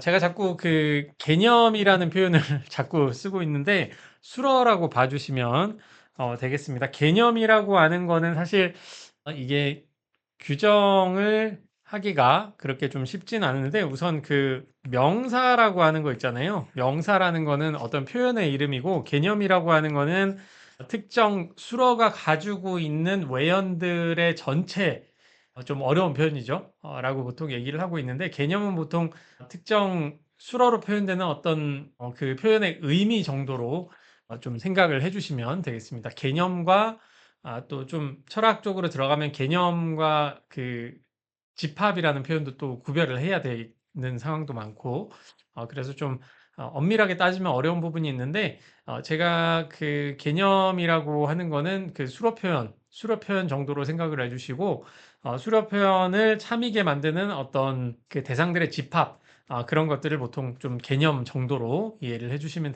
되겠습니다. 그래서 여기에 뭐 이렇게 적은 거를 제가 여기 뭐 이런 식으로 수로 표현을 이렇게 적은 것처럼 지금 말을 하고 있는데 조금 더 엄밀하게 얘기를 한다라고 한다면 수로 표현은 수로 표현이고 여기 보이는 이것들은 집합의 이름이라고 보시던가 아니면 소위 말하는 그 개념으로 보시면 되겠습니다. 개념이라고 하는 거는 여기에 이 수로 표현에 X에 들어갔을 때 이 수로 표현을 통해서 문장을 참이게 만드는 문장으로 만들어서 그 문장을 참이게 만드는 대상들의 전체 같은 것들을 보통 개념이라고 제가 좀 쓰고 있다. 그렇게 보시면 되는데 그거 전혀 생각 안 하시면 그냥 이거 뭐 수로 얘기하는 거네. 뭐 그렇게 하셔도 지금 우리 수업의 단계에서는 크게 문제가 없습니다.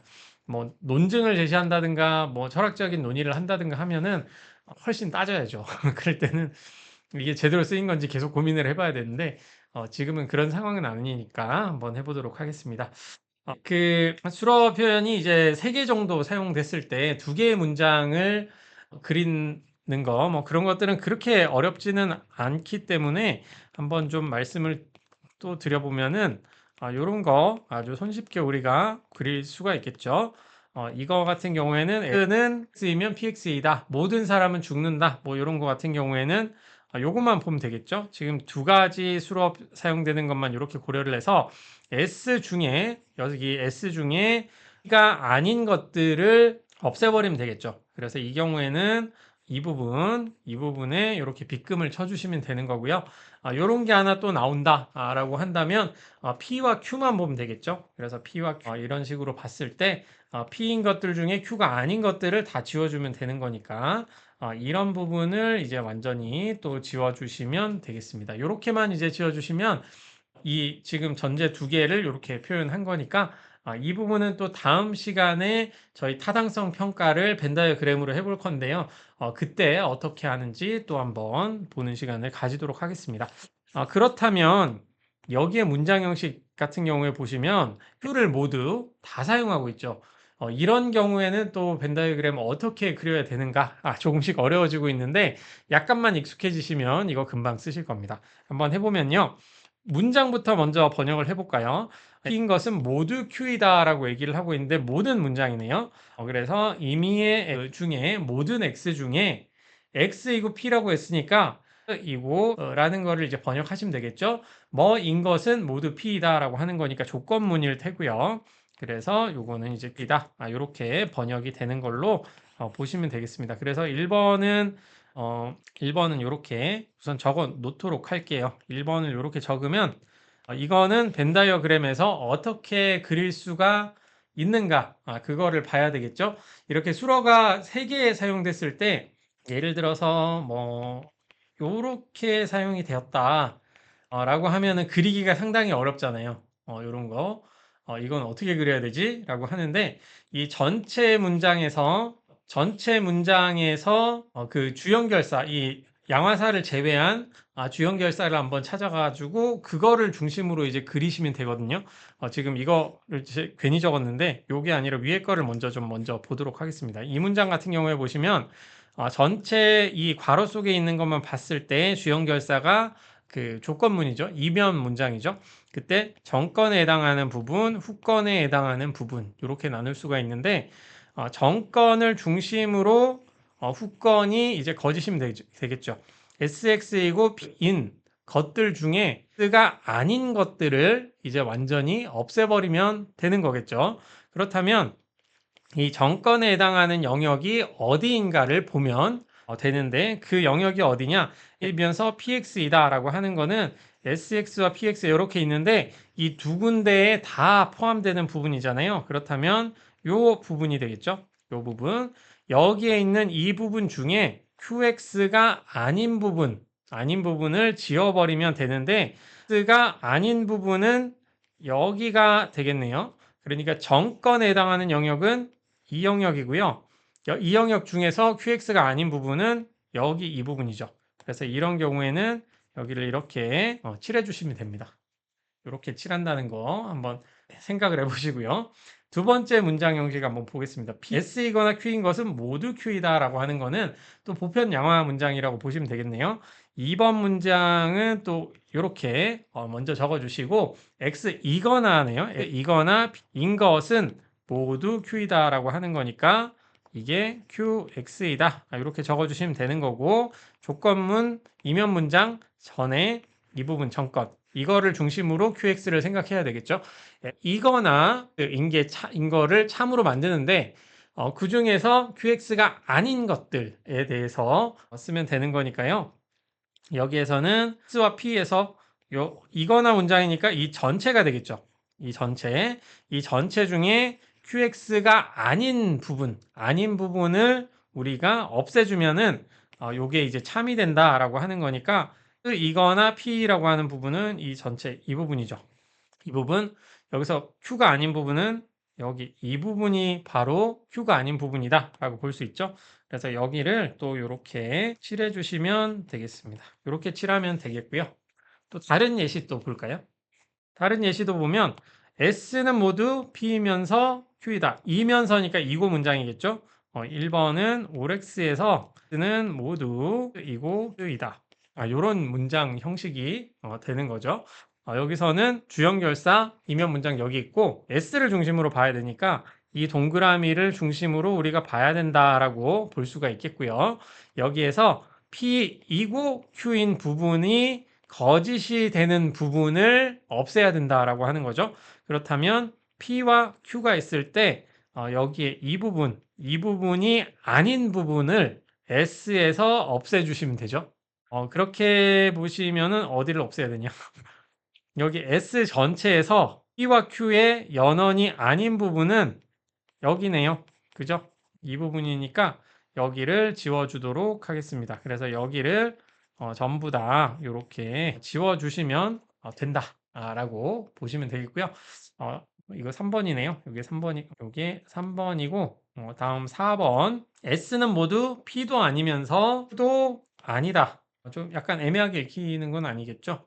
P도 아니고 Q도 아니다. 요거는 해보시면 이렇게 해서 이면 not px이고 not qx이다가 되는데 약간 꼬여 있는데 한번 생각을 해보시면 이것도 충분히 알 수가 있습니다. s이면 not qx이고 not px이고 not qx이다. 이렇게 되어 있잖아요. 기준이 되는 거는 이제 s라는 요 영역 내에 이렇게 있는 그런 게 하나가 될 거고요. 그런 상황에서 px and qx도 아니고 not이 이렇게 붙어 있잖아요. 왜 이렇게 꼬았는지 모르겠네. 근데 연습이 한번 되니까 여러분들이 한번 해보시기를 바랄게요. 약간 의미상으로 한번 해보시면 가 요렇게 있다라고 할 때 이게 참이라고 한다는 거는 이 범위 안에 있어야 되잖아요. 그런 상황에서 요 문장을 거짓이게 만드는 영역을 아예 지워버리면 되는 거겠죠. 여기를 이제 지워버린다라고 하면은 먼저 거짓이게 만들려면 px에 들어가는 것들 그리고 qx에 들어가는 것들 그러니까 요런 여기에 들어가는 거 이거나 문장으로 들어가는 부분에 전부 다 이제 부분을 완전 지워버리면 되는 거겠죠. 그래서 SX가 포함되는 부분은 요 부분이고요. 요 부분인 상태에서 S와 Q에 해당하는 요 모든 부분을 아예 지워주시면 된다. 요렇게 도 볼 수 있습니다.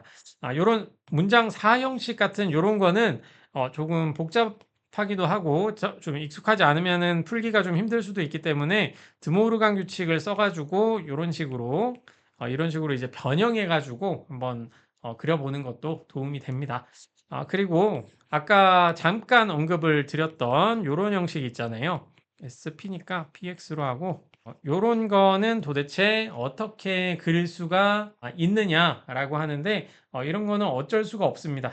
이 부분 조건문이 이면 문장이 이렇게 두 군데 있다면 한쪽을 드모르간 규칙이나 이면 이거나 바꿈 뭐 그런 규칙 같은 걸 써가지고 이렇게 할 수밖에 없죠. 이런 이거나 문장으로 바꾸는 것도 하나의 방식이고요. 네, 이런 문장 같은 경우에는 지금 이면 문장을 중심으로 여기 정건과 후건이 이렇게 있는데 정건이 참이면서 후건이 아예 거짓이 되는 그런 케이스를 지워줘야 되잖아요. 근데 문제가 앞에 있는 요 조건문이 참이 되는 케이스가 4개 중에 3가지 경우가 있고 거짓이 되는 케이스가 한 가지가 있는데 이게 또 거짓이 되면 전체 문장은 또 참이 되잖아요. 이래서 조금 복잡하고 조건문이 있을 경우에는 그런 게 좀 복잡하기 때문에 5월이나 엔드 문장으로 좀 수정을 해서 더 나은 방식을 찾는 게 조금 좋습니다. 그렇다고 하더라도 벤 다이어그램은 조금 복잡해지기는 하는데요. 우선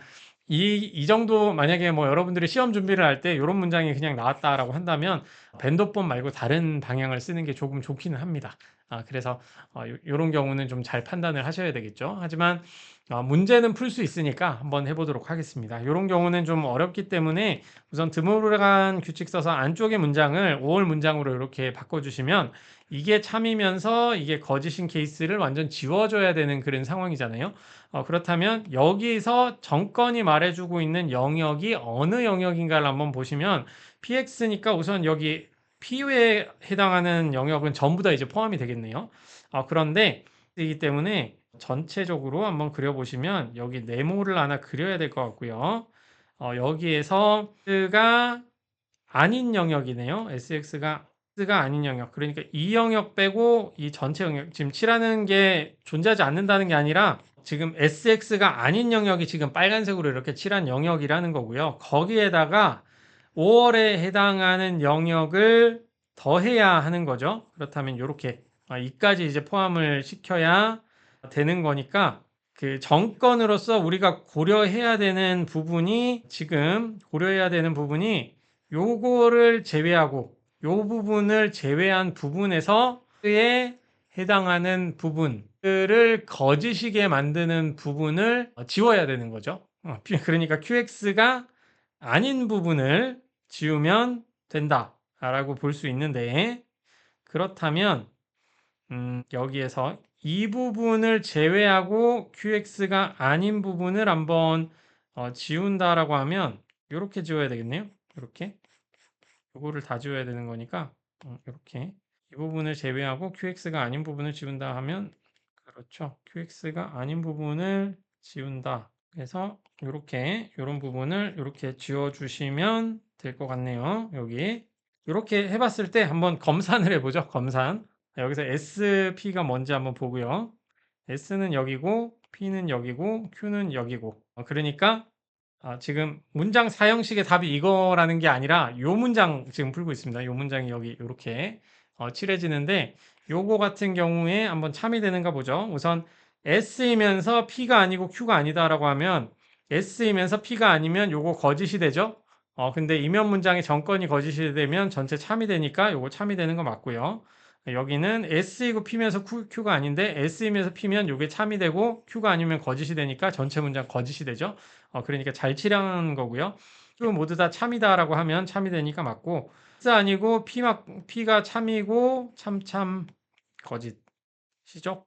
그죠? 그렇다면 이거 참이 되고 참되니까 상관없고 Q 참이고 이거 거짓하면 참이 되고 요거 되니까 그래서 이 영역이 맞네요. 상당히 좀 복잡하긴 한데 요렇게 칠하는 게 맞습니다. 그래서 만약에 요렇게 나온다라고 하면은 벤 다이어그램 요런 식으로 이제 그려도 된다라고 보시면 되겠습니다. 뭐 다음 뭐 내년에 또 강의하게 되면 슬라이드 이거 한번 넣어서 좀 해봐야 되지 않을까 싶네요. 점점 수업이 어려워질 것 같긴 한데 어쨌든 이렇게 그리면 된다라는 거 확인 한번 해주시고요.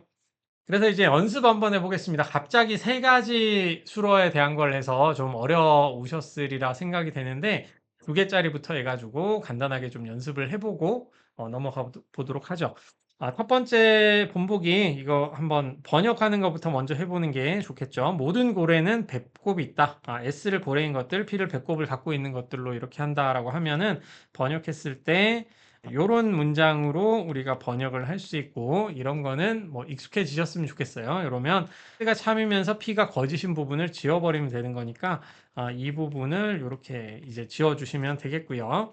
두 번째, 소나무와 풀이 있는 몇몇 정원은 전혀 손질을 하지 않아도 된다라고 하는 건데 우선 수로가 어떤 게 있는지 한번 찾아보겠습니다. 첫 번째로는 소나무와 풀이 있다. 라는 거 하나 찾아보고 전혀 손질하지 않아도 된다. X는 전혀 손질하지 않아도 된다. 두 번째 수로로 한번 생각을 해볼게요. X는 전혀 손질하지 않아도 된다. 그리고 세 번째로는 정원이다라고 하는 것까지 써서 이제 세 가지 수로로 볼 수도 있는데 지금 문제 유형상 두 가지 수로만 쓰고 있잖아요. 그렇다면 도메인 자체를 이제 정원으로 바라보면은 이것도 되지 않을까 싶습니다. 이렇게 보면은 가장 간단한 형식으로 한번 보자면 1번은 어떤 X가 있어서 그게 를 소나무와 풀이 있는 것 그리고 P를 전혀 손질하지 않아도 되는 것으로 이렇게 본다라고 하면은 이고 PX이다. 이렇게 볼 수가 있을 것 같거든요. 그러면 S 집합을 이렇게 P 집합을 이렇게 둔다라고 했을 때 위의 문장 존재항의 문장 적는 방식은 이 사이에 S와 P 사이에 이렇게 적어주면 되겠죠. 그래서 이 부분도 이제 손쉽게 이렇게 알 수가 있습니다. 다음 문장을 벤 다이어그램으로 그려보라. 3개짜리가 이제 좀 나왔기 때문에 한번 보도록 하죠. 1번부터 한번 볼까요? 1번을 번역 먼저 해봐야 되겠네요. 1번 수학자이면서 물리학자인 몇몇 사람은 철학을 좋아한다. 첫 번째 수학자이다. X는 수학자이다라는 수료가 있고 두 번째 X는 물리학자이다라는 수료가 있고 세 번째는 철학을 좋아한다라는 수료가 있는데 네 번째 수로로 사람도 쓸 수 있지만 이런 경우에는 조금 줄여주는 게 좋겠죠. 문제를 풀기 위해서 전략상으로 이렇게 줄인다 한번 생각을 해보시고 이렇게 줄이는 방향도 한번 생각을 해보시면 좋겠습니다. 그러니까 전체 그 집합에서 우리가 다루는 대상의 전체가 사람이다 정도로 이제 생각을 해주시면 되지 않을까 싶고요. 그래서 요렇게 했을 때, 이렇게 해봤을 때 수학자를 S로 두고 물리학자를 P로 두고 철학을 좋아하는 사람들을 Q로 이렇게 주게 되면은 몇몇이니까 어떤 X가 있어서 수학자이면서 물리학자인 사람은 철학을 좋아한다 라고 하는 요 문장이 되겠네요. 요런 문장이 되겠네요. 이렇게 보면 뭐 별로 어렵진 않죠. S에 속하고 P에 속하고 Q에 속하는 거를 하면 되는 거니까 그린다면 이렇게 그래서 여기에 뭐 이렇게 적으시면 되겠죠. 두 번째, 내향 직관형이면서 감성 판단형인 사람은 모두 도메인 전체를 그냥 사람으로 이렇게 본다고 하면 되겠죠. 즉흥적인 회식 문화에 저항에 부딪힌다. 수로가 3개 있다고 보면 X는 내향 직관형이다. X는 감성 판단형이다. 그리고 X는 즉흥적인 회식 문화의 저항에 부딪힌다. 라고 하는 게 있다라고 보면은 문장을 한번 해석을 해보죠. 분석을 해보면 모두니까 OX 문장일 거고 아마 그 조건문 형식으로 적어야 되겠죠. 그렇다면 내향 직관형을 S로 두고 감성 판단형을 P로 두고 즉흥적인 회식 문화에 저항에 부딪히는 사람을 R로 이렇게 두게 되면 이게 R로 돼 있네요. 이게 Q가 아니라 요거는 R이라고 하시면 되겠습니다. 이거는 뭐 상관없네요. 옆에서 했기 때문에 이걸로 한번 그려보면 내향 직관형이면서 감성 판단형인 사람이면 이고가 되겠죠. 내향 직관형이 감성 판단형이가 되겠네요. 언제 만들었는지 아주 오래전에 만든 것 같은데 어쨌든 그 사람은 모두 즉흥적인 회식 문화의 정에 부딪힌다. 이런 문장 형태이겠네요. 회식에 잘못 끌려가서 문제 만든 사람이 좀 힘들었나 봅니다. 누군지는 모르겠지만 그래서 요거는 이면 문장의 정건에 해당하는 부분이 L와 T의 연원으로 돼 있는 부분이잖아요. 그래서 이 영역을 중심으로 거짓이게 만드는 부분을 아예 없애면 된다라고 하는 거니까 S와 P가 둘 다 이제 연원으로 묶이는 영역에서 이 거짓이 되는 부분을 지워주면 된다라고 해서 이 부분을 이렇게 칠해 주시면 됩니다. 어렵지 않죠? 연습 좀 하시면 되게 어렵지는 않을 거고요. 사실 이런 종류의 문제는 빨리 풀라고 하면 어렵습니다. 저도 너무 어렵고요. 막 헷갈리고요. 근데 이런 거를 빨리 풀라고 하는 게 좋은지도 자세히는 모르겠어요. 어쨌든 이렇게 푸시면 되고요. 이제는 그 모든 몇몇 문장에 대한 달리쓰기 한번 보도록 하겠습니다. 지난번에 저희 그 양화 문장에 대해서 우리가 배우면서 대립사각형을 약간 배워봤고 어떤 관계에서 이제 모순 관계인지도 보면서 이제 달리쓰기 규칙 같은 거를 이미 우리는 해봤잖아요. 그래서 의 이면 이다라고 하는 요 문장은 이면 이거나 바꿈으로 이런 식으로 이제 바꿀 수도 있고요. 그리고 그 보편 영화 문장 같은 경우에는 이것과 뭔가가 어떤 부정이 존재하지 않는다는 식으로 이제 번역이 가능하다라고 말씀을 드렸고, 그래서 이거나 px라는 걸로 부정이 이렇게 가면서 and가 이렇게 나오는 거니까 그래서 이고 이다 이렇게 번역이 된다고 말씀을 드렸죠. 그런데 여기 부정어 이렇게 뺀다라고 치시면 요거는 여기 이 부분으로 번역이 되는 그러니까 그려지잖아요. 벤 다이어그램으로 그린다면 이렇게 그릴 수가 있으니까 요 문장과 이 문장 사이가 이제 서로 모순 관계고 이 문장과 이 문장이 서로 이제 모순 관계다라고 하는 건데 이것도 벤 다이어그램을 통해서도 요게 조금 보이긴 합니다. 아마 뒤에 조금 더 자세하게 할 텐데 요거 간단하게만 한번 그려서 맛보기만 한번 보면 모든 S는 P다라고 하는 거 이렇게 칠할 수 있고 어느 S도 P가 아니다라고 하는 거 이렇게 칠할 수가 있죠. 그리고 우리가 봤던 요거 지금 B의 이면 B의 이면 나 그리고 이거는 B의 SX 이고 B의 이고 이렇게 돼 있는데 요 두 문장. 여기는 이 부분이 아무것도 없는데 뭔가 존재한다고 하는 거죠. 그래서 서로 이제 모순이 되는 관계고요. 여기에도 아무것도 없다라고 했는데 여기 뭔가 존재하니까 이렇게 서로 모순이 되는 관계입니다. 그래서 이것과 이거 모순이고 요것과 요거 모순이다. 이게 벤 다이어그램을 통해서도 이렇게 보일 수가 있다라고 하는 게 대립 사각형으로서도 좀 확인이 된다라고 보시면 되겠고요. 그래서 요거를 이제 달리쓰기 규칙을 나중에 같은 뜻 찾기라든가 어떤 타당성 평가라든가 할 때 한 번씩 좀 해보면 될 수가 있는데요. 이 부정문과의 아까 보신 그 모순 관계와의 모순 관계에 있다고 하는 거는 그 모순인 문장에 부정문 하나만 더 넣어주면은 같은 뜻이 된다는 거잖아요. 그래서 만약에 요런 문장, 이 문장과 뜻이 같은 문장은 이것과 모순이잖아요. 모순이니까 부정문 하나 이렇게 붙여주면 뜻이 같아지겠죠. 마찬가지로 여기에 부정문 하나 이렇게 붙여주면 요것과 뜻이 같아지겠죠. 그거를 보여주는 게 지금 보시는 요 표라고 할 수가 있습니다. 그래서 1번도 한번 번역을 해보시면 부정문으로 이렇게는 이다 라는 문장과 는 이고 이다. 요게 이제 뜻이 같다. 뜻이 같다라고 하는 걸로 볼 수가 있고요. 나덱스에서 이면 나이다 라고 하는 거는 어떤 x가 있어서 sx이고 px이다. 요것과 이제 뜻이 같다.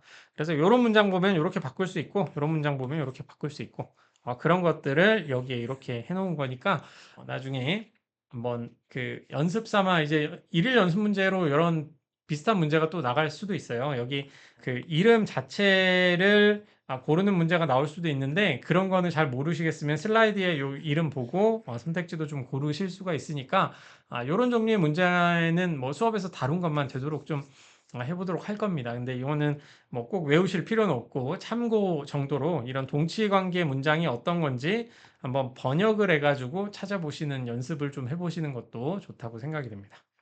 그래서 연습 문제 한번 보시고 뜻이 같은지 다른지를 판단하시오. 아까 보신 그 표에 있는 거를 다 보실 필요 없이 드모르간 규칙이나 우리가 배웠던 같은 뜻 찾는 규칙 있잖아요. 그런 거를 조금만 보시면 아시는 거니까 하나씩 풀어볼게요. 첫 번째로 모든 페미니스트가 착하다는 것은 거짓이다 라고 했는데 오렉스에 있어서 수어를 페미니스트로 할까요? 이면 착 X이다 라고 하는 거를 부정문으로 이렇게 한 거죠. 이것도 한번 바꿔보시면은 SUMX에 있어서 부정문이 되고요. 조건문이니까 not pay X 이거나 착 X라고 딱 해보시고 요거는 드모르간 규칙 쓰시면 pay X이고 not 착 X이다 라고 해서 요 문장과 요게 이제 같은 뜻이 되겠네요. 페미니스트이면서 착하지 않은 대상이 존재한다. 몇몇 페미니스트는 착하지 않다라는 문장이니까 그런 게 여기 짝으로 있는가 보시면 짝으로 있네요. 그래서 요거는 뜻이 다르다. 왜냐하면 서로 모순적인 관계에 뜻이 다른 게 아니라 뜻이 같죠. 여기는 모순적인 관계가 아니죠. 여기 거짓이다니까 뜻이 같죠. 뜻이 같습니다. 뜻이 같다. 라고 보시면 되겠습니다.